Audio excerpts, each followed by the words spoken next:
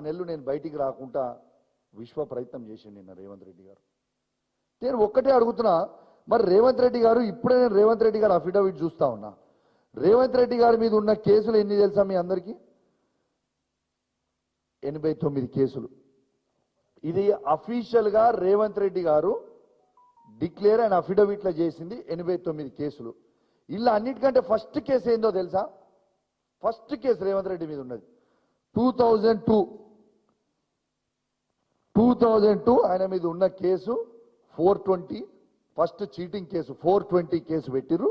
తర్వాత 120B అంటే land grabbing, attempt to murder. వాళ్ళ తర్వాత 120B మీద ఏంటంటే మీకు చదువుతా ఆ సెక్షన్ కూడా. 120B criminal conspiracy, punishment for conspiracy to commit an offense which can be related to land grabbing or murder. ఇది ఈయన చేసేది. ఈయన ఫస్ట్ కేసే చీటింగ్ కేసు. మరి నా మీద లేవే.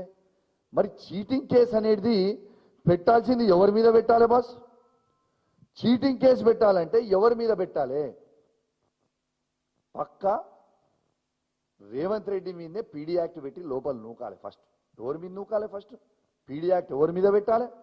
చీటర్ అయినా రేవంత్ రెడ్డి మీద, ల్యాండ్ గ్రాబర్ అయినా రేవంత్ రెడ్డి మీద, బ్లాక్ మెయిలర్ అయినా రేవంత్ రెడ్డి మీద, మోసగాడైనా రేవంత్ రెడ్డి మీద కేసులు పెట్టాలి. పీడీ యాక్ట్ నా మీద కాదు కదా. ఒక్కసారి ఇంకోటి మాట్లాడతాడు, ప్రోటోకాల్స్ నేరస్తులకు ఉండవట. మరి నేరస్తులు నేనా రేవంత్ రెడ్డా? 50 లక్షల రూపాయలతోని ఓటు నోటు దొంగ ఎవరు? రేవంత్ రెడ్డి కాదా? ఒక్కసారి ఆ వీడియో ప్లే చేస్తాడు. ఆయన ఏం చెప్తాడో ఒక్కసారి మీరు చూడుర్రి. ఈ నేరస్తులకి ప్రోటోకాల్ పాటించొద్దట. ఒక్కసారి ఆ చూడురు, ఒక్కసారి ప్లే బ్రదర్. ఎంత వారైనా సరే, వాళ్ళ రాజకీయ నాయకుల, అధికారుల, లేకపోతే ఇంకెవరా, ఎవరిని చూడాల్సిన అవసరం లేదు. వాళ్ళ హోదా నేరగాడికి అప్లై అవ్వదు. నేరగాడికి అప్లై అవ్వదు.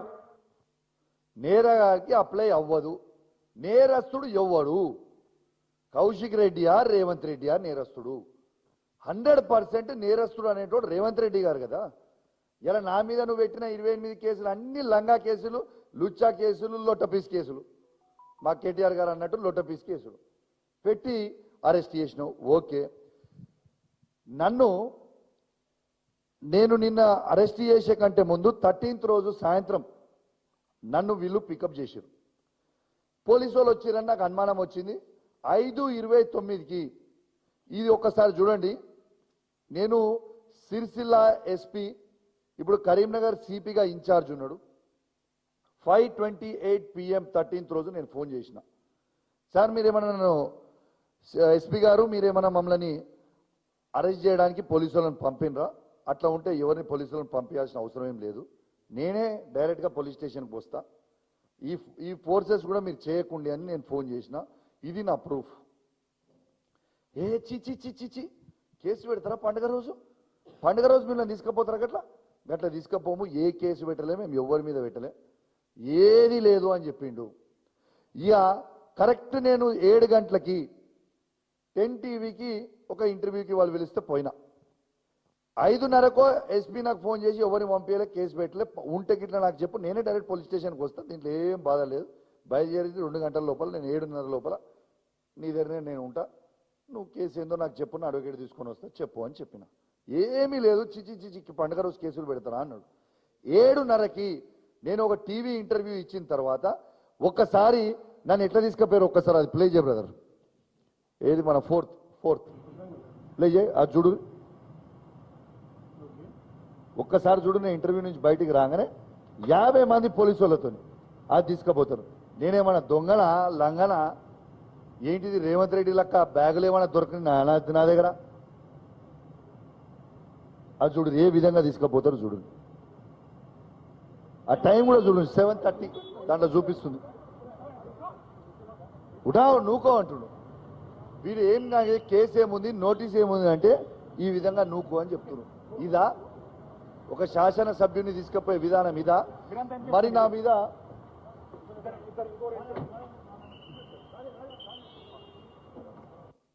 ఏ విధంగా తీసుకుపోయిండో ఒక్కసారి మీరు చూడండి. ఇది కరెక్టా అని నేను అడుగుతున్నా. ఇది కరెక్టా?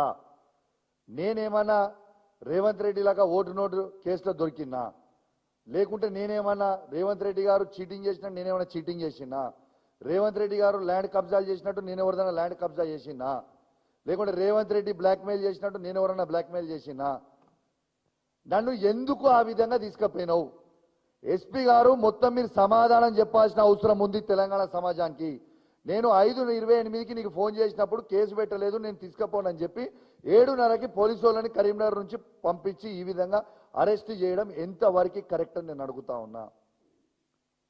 అంటే నేను ఒక్కటే అడుగుతున్నా, ఇవాళ నా ఇంట్లో పండుగ ఉండొద్దు, మా బీఆర్ఎస్ పార్టీ ఎమ్మెల్యేలు, తర్వాత మా అధ్యక్షుడు, మా వర్కింగ్ ప్రెసిడెంటు ఎవ్వరు కూడా పండుగ చేసుకోవద్దు, అందరు కూడా బాధపడాలి, వాళ్ళ ఎమ్మెల్యేని ఇన్సల్ట్ చేయాలని ఇలా నువ్వు నన్ను అరెస్ట్ చేస్తేవి. నాతో పాటు పండుగ తెల్లారి అందరు ఎమ్మెల్యేలని, మా వర్కింగ్ ప్రెసిడెంట్ కేటీఆర్ గారు, హరీష్ రావు గారు, కవిత గారుతో మొదలు పెడితే మా సంజయ్ గారు, మా ఎమ్మెల్యేలు, మా క్యాడర్ని మొత్తం పండుగ రోజు పొద్దున పోలీసు వాళ్ళు వచ్చి అరెస్ట్ చేస్తున్నారు. సరే నువ్వు అరెస్ట్ చేసినావు సంతోషం, మరి మా వాళ్ళని అరెస్ట్ చేసినావు, పాపం వాళ్ళ ఇంట్లో అరెస్ట్ చేసారు. మరి పాపం పోలీసు వాళ్ళకు కూడా వేలాది మంది ఫోర్స్, దాదాపు ఒక 2000 మంది పోలీసు వాళ్ళు అనుకుంటా మొత్తం రాష్ట్ర వ్యాప్తంగా, ఇంకెక్కువనే ఉన్నారు.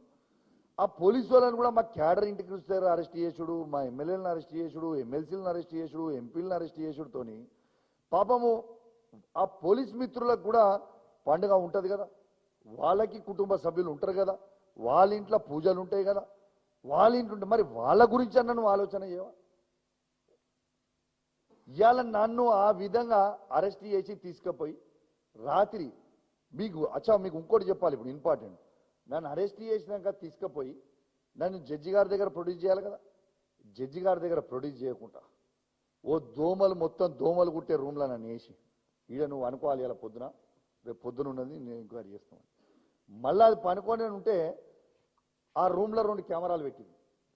ఆ కెమెరాలు ఎక్కడ చూస్తుర్రా బాబు, ఈ కెమెరా ఎవరు చూస్తుర్రా అంటే, ఈ కెమెరాలు అంటే రేవంత్ రెడ్డి ఇంట్లో కూర్చొని చూస్తుండట, సంతోషపడుతుండ. నేను కౌశిక్ని పెట్టినా. మరి నేనేం చేసినా, ఆ దోమలు ఉన్నా కూడా సర్రా బ్యాన్ మంచిగా పరుపు వేసుకున్నా, మంచిగా మెత్త పెట్టి నేను కూడా దిగులు మంచిగా అనుకున్నా. సూట్రా ఇట్లా అనుకుంటున్నావు, నీ లొట్టపీస్ కేసులకు మేము భయపడేటోళ్ళం కాదని నేను కూడా మంచిగా అనుకున్నా. ఇది నిజం నేను చెప్పింది. ఇలా వాస్తవంగా నాకెట్లా ఇది కన్ఫర్మ్ అయింది రేవంత్ రెడ్డి గారు చూస్తున్నారంటే, నేను వచ్చే కంటే ముందు మా అడ్వకేట్లు వచ్చి లోపలికి నాతో వచ్చిన అడ్వకేట్లు లోపలికి వచ్చిన తర్వాత నా బిడ్డ ఏడుస్తుందంటే, నా బిడ్డతోని ఒక్కసారి మాట్లాడుతుందట అంటే నా బిడ్డతోని ఫోన్ మాట్లాడించారు వాళ్ళ నుంచి. ఏడుస్తుంది, అరొచ్చిపోయాం అంటే, అరే ఏం కాదు ధైర్యంగా ఉండండి అని నా బిడ్డకి ఆ అడ్వకేట్ ఫోన్ నుంచి చెప్పి, don't worry I will come back అని నేను చెప్పిన తర్వాత రేవంత్ రెడ్డి గారు ఆఫీస్ నుంచి ఇంటెలిజెన్స్ ఐజీ శివధర్ రెడ్డి గారు ఫోన్ చేసి సిపిని వాయిస్తాడు. ఆయనతో ఫోన్ ఎట్లా మాట్లాడిస్తున్నా, మీరు ఫోన్ మాట్లాడుతున్నాడా కూర్చొని, ఎట్లా మాట్లాడిస్తున్నా అని ఆయన అడిగాను. సిపి ఫోన్ చేసి ఏసీపీని తిడతాడు.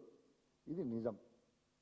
ఇదేం ఆనందమే, ఇదేం సాడిస్టిక్ నేచర్, ఓ సైకోగాడ్ అయిపోయినావు నువ్వు. పండుగ రోజు మొత్తం తెలంగాణలో అందరూ అరెస్ట్ చేస్తామంటే నువ్వు ఏడ దొరికినవరా నాయన, మాకేడ సీఎం రా బాబు దరిద్రానికి నువ్వు. దీంతో పాటు ఇక రేవంత్ రెడ్డి గారిది ఇంకోటి కూడా, క్రిమినల్ కేసెస్లో రేవంత్ రెడ్డి నంబర్ 1. ఇది పేపర్లలో హెడ్లైన్స్ చూడండి మీరు. మరి ఇవాళ ఈ పీడీ యాక్టు తర్వాత ఈ ప్రోటోకాల్ వర్తించవు అంటే ఇది రేవంత్ రెడ్డి గారికే కదా ఫస్ట్ వర్తించకపోయేది. ఇది ప్రజలందరూ కూడా ఆలోచన చెయ్యాలని నేను విజ్ఞప్తి చేస్తా ఉన్నాను. ఇక దీంతో పాటు ఇంకొక లాస్ట్ వీడియో మీకు చూపిస్తా. రేవంత్ రెడ్డి గారు అసలు నువ్వు ముఖ్యమంత్రి కాకపోతే నువ్వు ఏమయ్యేది అని ఏదో టీవీ ఛానల్లో ఎవరో ప్రెస్ వాళ్ళు అడిగితే, నేను రౌడీ షీటర్ని రౌడీ అయ్యేటోని అని చెప్తుండే. ఒక్కసారి ఆ చూడు, ఒక్కసారి అలా అది ఒక్కసారి ఆ వీడియో ప్లే చేయాలి. 6th video. కానీ కొంచెం అంటే పొలిటీషియన్ కాకపోతే ఏమన్నా మామూలుగా సినిమాల ప్రభావం ఎక్కువ ఉండి రౌడీ వాళ్ళు అవుతుంటుంది, అట్లాంటి ఆలోచనలు ఉండేది. అంటే చూస్తేనే భయపడతారు కదా రౌడీ అని అవుదాం కనీసం అని. కాలేదు కానీ ఇట్లాంటి మన ముఖ్యమంత్రి, ఇప్పుడు మీరు ఇట్లాంటి మన ముఖ్యమంత్రి, ఈయనకి అసలు ఏమైనా బ్రెయిన్ ఉందా, అసలు ఏమైనా మనిషి, ఆయన అసలు ఒక మనిషేనా, ఆయనకు అసలు మానవత్వం అనేది ఉందా, అసలు ఏం మనిషినా? రేవంత్ రెడ్డి గారు నువ్వు చీఫ్ మినిస్టర్ కాదు, నువ్వు చుమ్మా మినిస్టర్వి, చుమ్మా. అసలు నీకేమైనా ధమాకుందా? మమ్మల్ని అరెస్ట్ చేస్తేవి ఆడికి పోయి తీసుకపోగానే జడ్జి గారు అరే గీ కేసుకి ఎందుకు తీసుకొచ్చిరా, చల్ పోరు బయటికి, అంత బేకార్ కేసులు అన్ని పెట్టి తీసుకుపోతున్నాను. ఆడికి పోయినాక ఎన్ని అబద్ధాలంటే, నన్ను కలెక్టర్ గారు పిలిచి ఇన్విటేషన్తో నేను పోయిన తర్వాత నా మీద కంప్లైంట్ ఎవరితో ఇప్పిస్తారు? ఆర్డీఓతోని, కరీంనగర్ ఆర్డీఓతోని నా మీద పిటిషన్ ఇప్పిస్తారు. నేను ఛాలెంజ్ కడుతున్నా, అసలు కరీంనగర్ ఆర్డీఓ గారు ఎట్లుంటారో కూడా నాకు తెలియదు. నా జీవితంలో నేను ఆర్డీఓ గారితో నేను మాట్లాడలే.